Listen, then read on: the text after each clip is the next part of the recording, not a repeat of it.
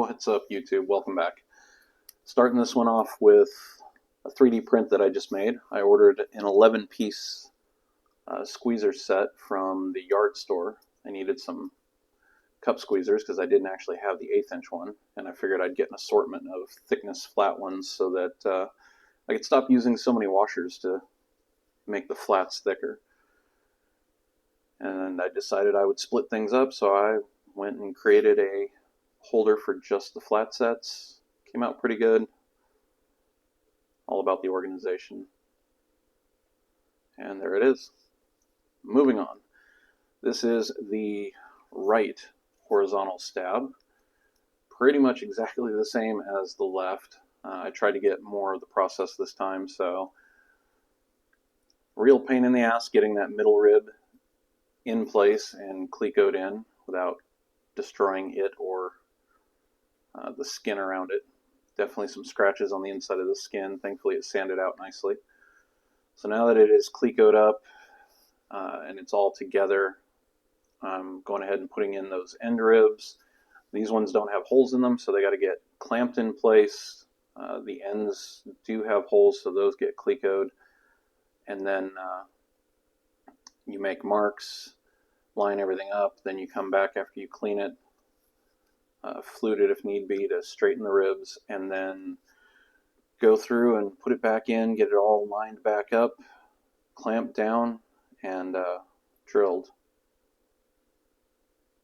So right there you can see me just moving the clamps around. I'm using that stencil pen again to mark all of the holes. I discovered quickly during this process that I need more clamps, so I'm going to have to go order more of those. That stencil pen does a great job of marking those holes, though. It fits perfectly through the number 40 size hole. Also made those stands in between the last stabilizer and this one. Figured it was better to help hold it upright, and for some of the stuff it is. Some it's still better just to lay it on the bench, but all the match drilling, it definitely came in handy having that sitting upright. There we go, marking the rest of the holes. Moving clamps around because I don't have enough. Thankfully it didn't pose a real problem, but if I have a much bigger part later on, it definitely will be an issue.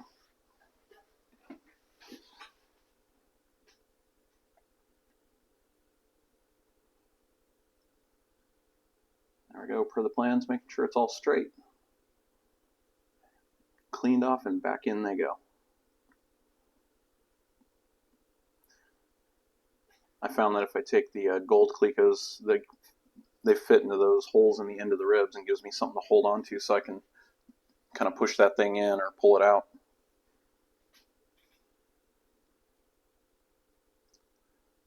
Committing to drilling the holes now. Back two are in, and then I think it has you start with the back edge and just slowly work your way forward. And the whole way going forward, I made sure that the marks I made were still lined up, but also that the edges of the ribs were lined up with the edge of the skin there.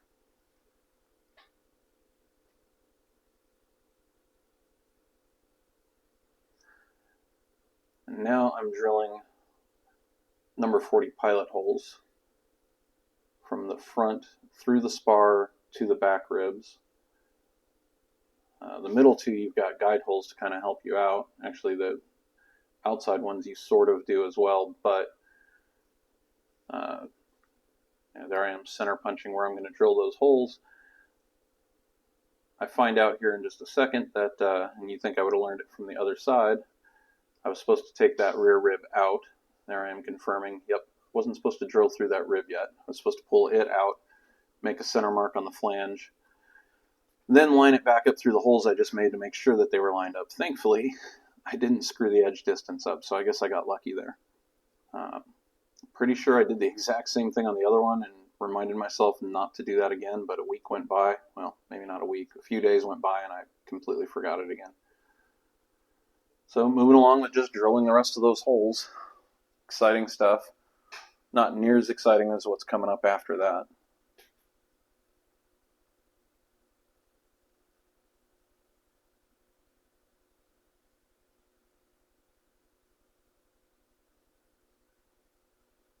I think somewhere in here is also where I determined that I really needed a swivel attachment for that drill.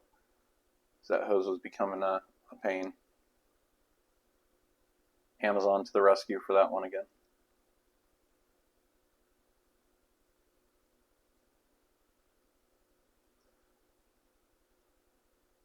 Alright, bring the stands back out. Figured out I have to clamp them down because they're not very stable. I might have to work on that, or I'll just stick with the clamps.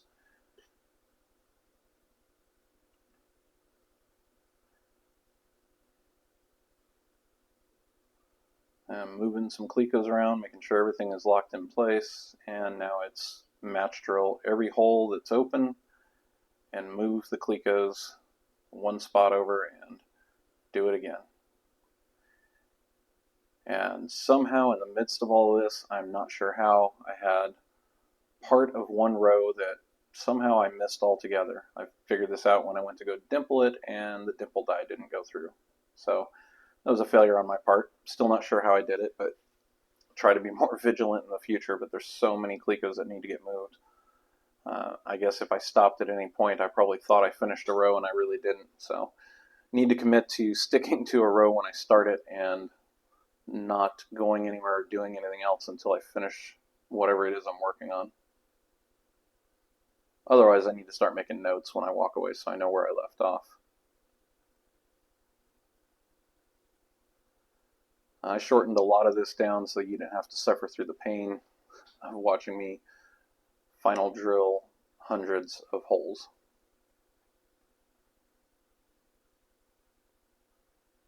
Probably could have sped this up even more, honestly. It's painful to watch again just thinking about going through all of this.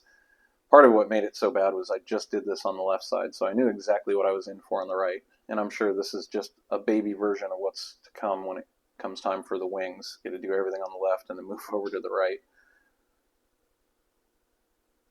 And move the clecos over.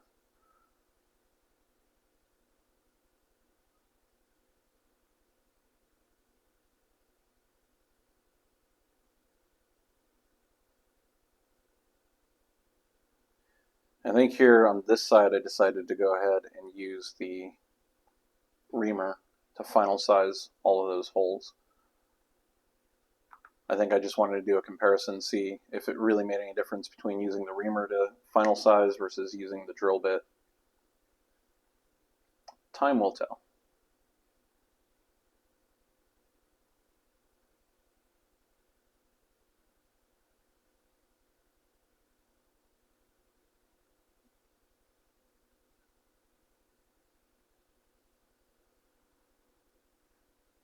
Alright, so at this point, everything was final drilled, so it all comes back apart.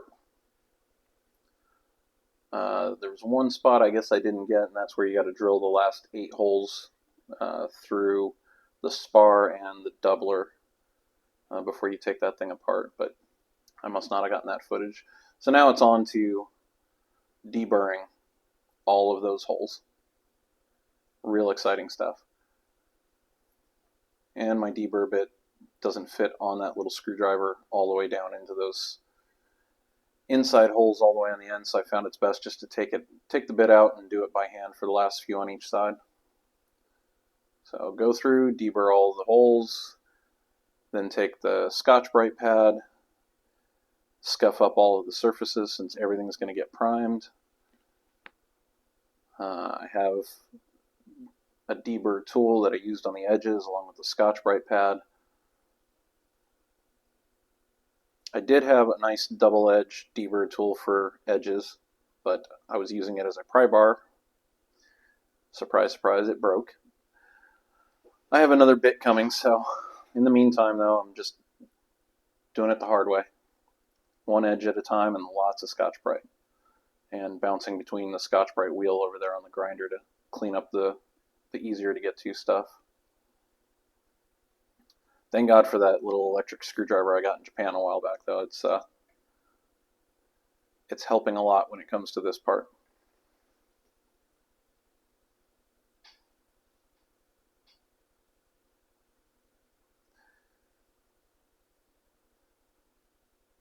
And I know it doesn't seem like it, but this is really sped up and lots of parts cut out.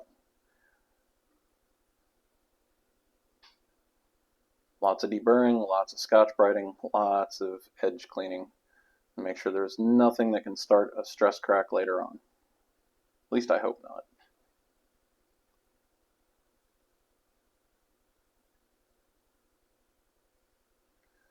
Now some not sped up footage, just showing the squeezer. I have a love-hate relationship with this thing. Right now I'm loving it. It's working great right now still. So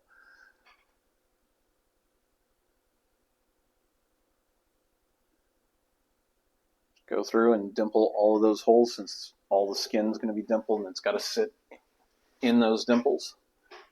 At some point it's kind of sped up. I had a little test card that I pulled out, laid it in there just to verify that it was going to sit in the dimple right and everything was coming out good. And now I'm setting up the C-frame to do the inside portions of the skin that I can't get with the squeezer by hand. So it's pretty easy. You just take the squeezer, take the yoke off of it, use the same pins, and attach it to this C-frame. Made by Clemson Aeronautics. I think it's called the Card One. So far it's been a pretty awesome tool. You can rivet with it. Has a lot of flex when it comes to the Dash 4 rivets, but the smaller ones it does really well. And it does a really good job of dimpling. So I'm just getting the dimpled eyes adjusted. Getting stuff out of the way so I can get the skin in there, tighten it down, and then it's time to start dimpling the inside portions of the skin. This is still a little awkward to do by myself. I'm sure there's a better technique. Maybe pulling that squeezer out, flipping the dies and the skin upside down so it hangs down and under the bench a little bit, so I don't have to try and clear the top like I am. But I stick that rag up there to keep from marring up the skins. And it seems to work. I could get every hole except that very most inside one. For that I had to use the close quarter dies and the pull rivet gun to squeeze those, but it came out good. Did learn my lesson. I don't put my finger behind the nail when it pops anymore, because I still think I have a bruise on one of my fingers from that thing shooting back at me.